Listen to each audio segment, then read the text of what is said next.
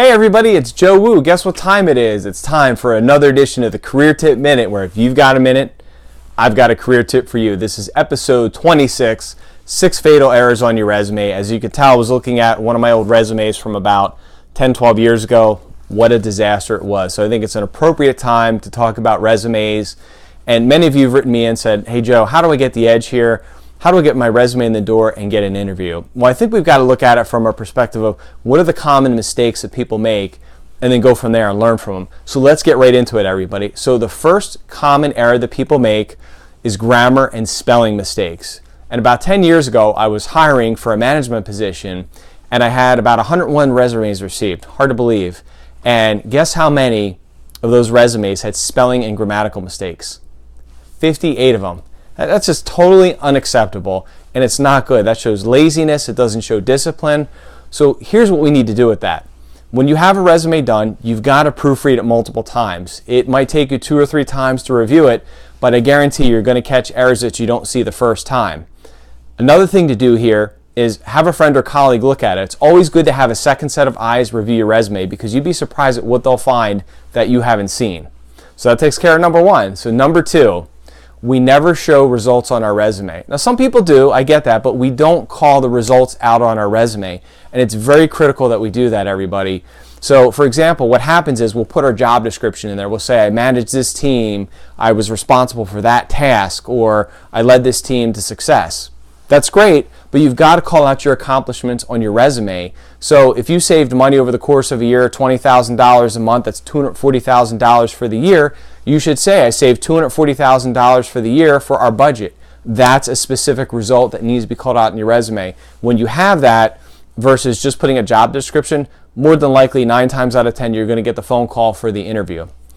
Now, the third thing we do is we cram too much in our resumes. We really do. And if you guys saw my resume here in the beginning, you could see the way I have the margins here, and it's very, very small margins. Now, admit it, I bet you do the same thing with Microsoft Word, don't you? It's okay.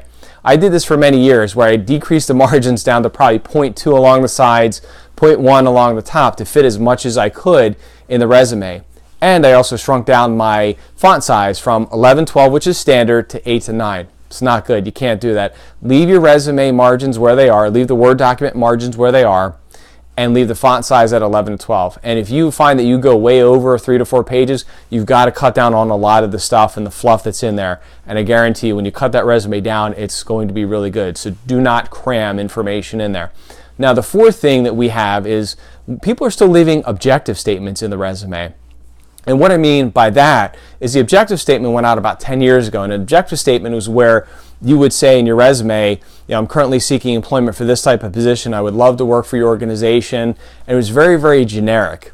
What's replaced that is something called a career summary. And that's what I've put in my resume for the last 5 to 6 years. It basically talks about your skill set, your jobs that you've kind of had, your industries and things like that, and it's about 3 to 4 sentences. So the way you want to word it is 22 years in corporate America in financial services, IT, multimedia companies, and nonprofit organizations in customer service and call center industries, with a specific focus on quality-driven customer service. And that's it. And that shows who exactly you are, and it's really like your personal brand. And again, you're most likely to get the phone call, because it really is telling people who exactly you are at your heart, and that's a great thing. Now, the fifth thing here we have an issue with is formatting. So many people format their resume incorrectly, and they look so unattractive. And we talked about the font size earlier, and we talked about the margins. Here, what I'm talking about is paragraphs.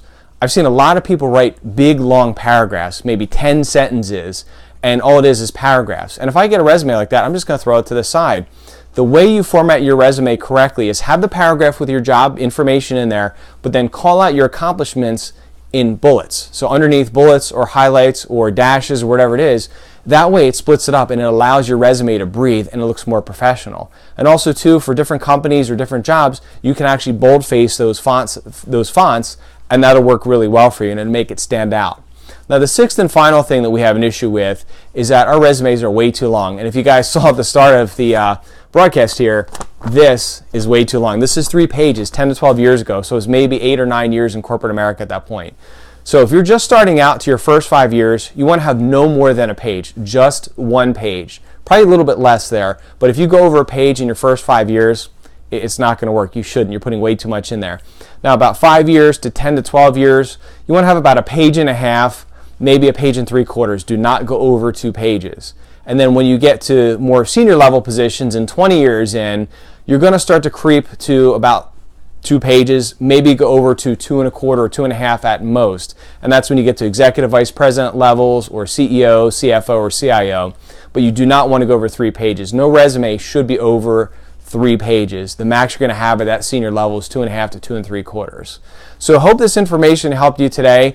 I'm going to get back to looking at this resume and going down memory lane for a few and studying it. That's all the time we have for this week's Career Tip Minute. Live amazing, everybody. Bye-bye.